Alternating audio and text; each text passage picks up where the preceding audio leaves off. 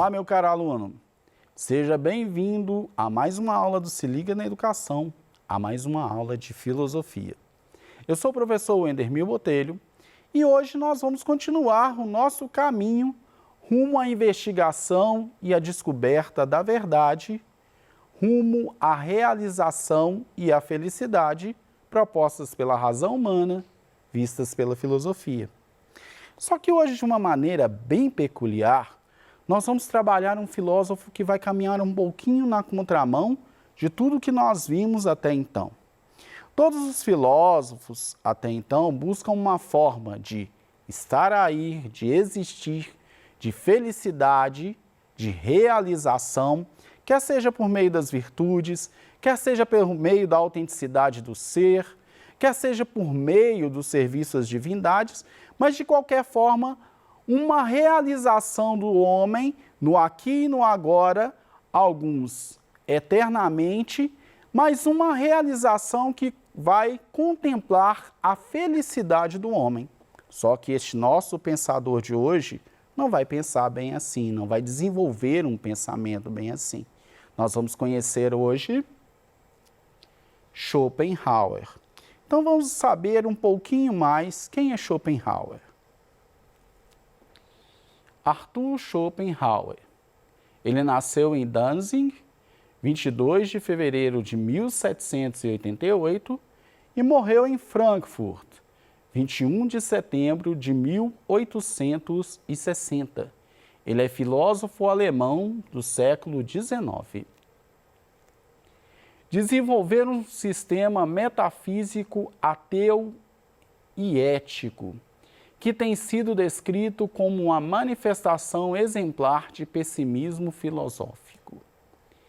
Introduziu o pensamento indiano e alguns dos conceitos budistas da metafísica alemã. Então, Schopenhauer ele vai desenvolver um ceticismo, um descrédito de tudo o que existe. Ele não vai acreditar nessa realidade. Ele não vai acreditar que o que todos falam até então que é bom, que é o fruto, que vai ser essa realização do homem, tanto quanto divulgam. Então ele vai questionar todas as teorias até então, todas as teorias ocidentais, e vai implantar também alguns conceitos orientais que vão de encontro com o seu pensamento, com sua filosofia. Vamos ver alguns pontos que ele vai abordar dentro dessa questão. O primeiro deles é a questão do amor. Vamos ver o que ele fala do amor?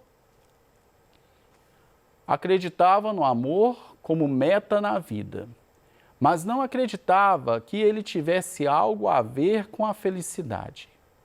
Era apenas a vontade cega e irracional que todos os seres têm de se reproduzirem, dando assim continuidade à vida e, por conseguinte, do sofrimento. Então, essa visão bela que nós temos de amor, que a filosofia vai desenvolver ao longo dos tempos, Schopenhauer vai transformá-la única e simplesmente em uma atração. Apenas uma forma das pessoas procriarem. Então não há. E aí você fala assim, mas poxa, mas que cara insensível. Mas quantas atitudes nós vemos que são dessa forma quando se fala no termo amor?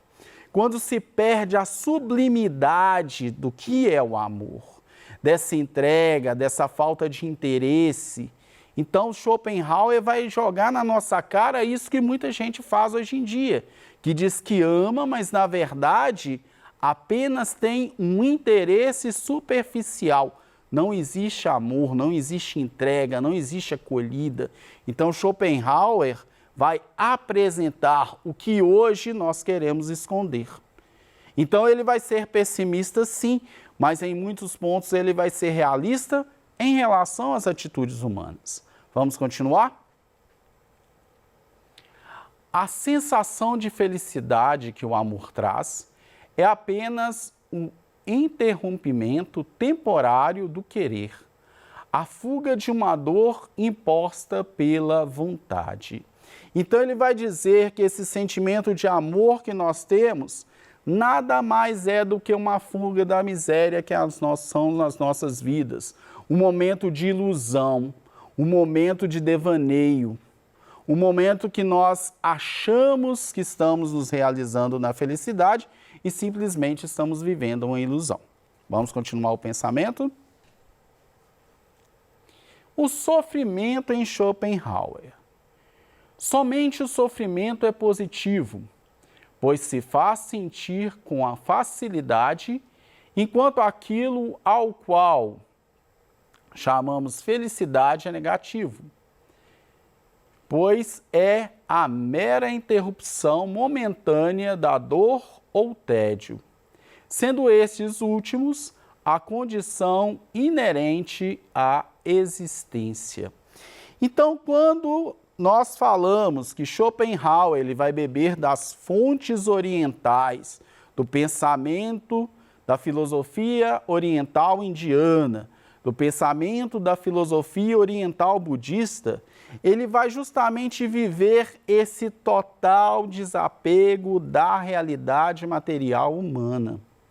Ele vai fazer uma leitura com olhos orientais na realidade ocidental, no mundo do homem que já não respondia lá, no finalzinho do século, já não respondia mais às necessidades reais dos seres humanos. A realização do ser humano já não dava ali. Vamos continuar? Então, para a gente poder entender um pouquinho mais esses pensamentos de Schopenhauer, vamos entender um pouco também da filosofia oriental. Primeiro, vamos à filosofia brahmanista. Então, brahmanismo, vamos lá na tela. Organização religiosa voltada à utilização litúrgica dos Vedas, que são os livros sagrados da tradição religiosa indiana. E esses livros são Rig Veda, Sama Veda, Jagu Veda e Atharva Veda. E o que esses livros vão trazer dentro da filosofia indiana Brahmani? Quais são as especulações? Quais são os ensinamentos? Vamos lá? Primeiro, a resposta sobre a identidade inicial e final de todas as coisas é o Atman. O Atman como uma grande energia plasmadora que deu a origem de tudo e é para onde tudo vai. Então, todas as coisas originaram do Atman e todas as coisas vão retornar para o Atman. Ok? O mundo fenomenal é uma ilusão, Maya. Ou seja, mundo fenomenal.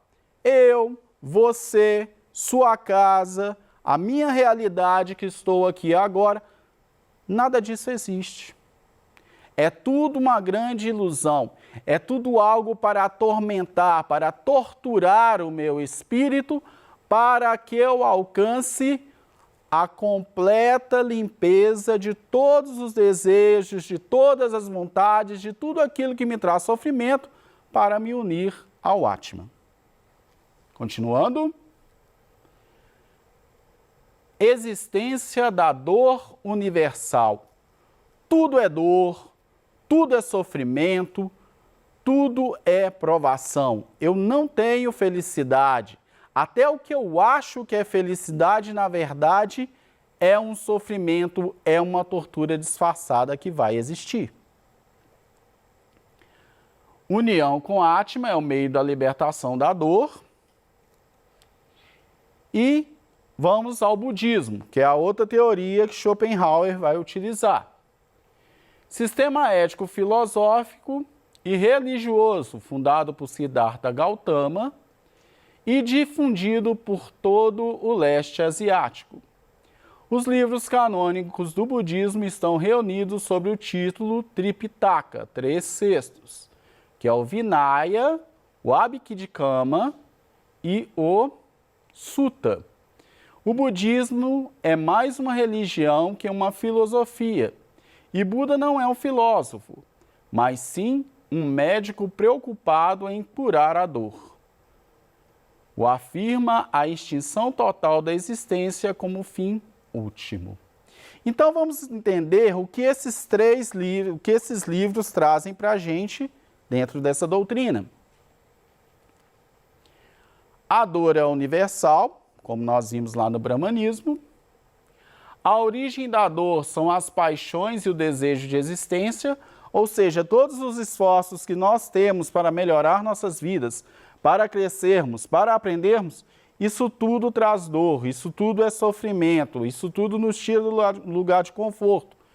E aqui vai ser justamente a origem dessa dor universal.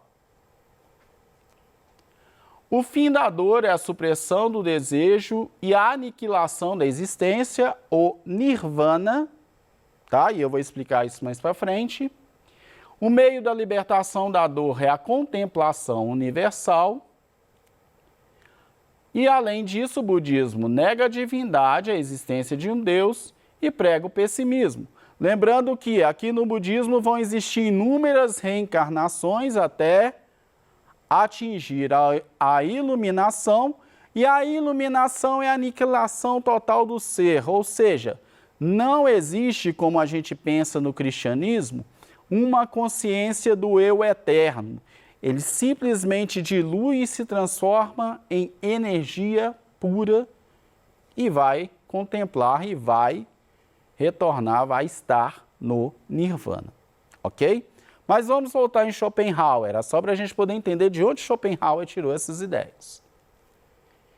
Então, o ponto de partida schopenhaueriano foi a obra de Immanuel Kant, que, segundo Schopenhauer, constitui um divisor de águas na filosofia que lhe antecedeu a partir de Descartes. Kant concebe o mundo de uma maneira dualista, apontando dois aspectos da realidade. Aquele que é suscetível de ser experimentado pelo homem, o mundo dos fenômenos, que são, por assim dizer, as coisas tais quais percebemos, e aquele não suscetível de ser experimentado, a coisa em si, que é incognoscível, ou seja, que a nossa mente não pode atingir. E para Schopenhauer, a realidade também consiste em fenômenos da coisa em si, e esta última, porém, não consiste de coisas diferentes. Para existir diferença, é preciso que existam tempo e espaço, mas tempo e espaço são categorias que pertencem à concepção humana ao mundo fenomênico, onde não há tempo nem espaço. Tudo é indiferenciado e uno. Assim é a realidade da coisa em si.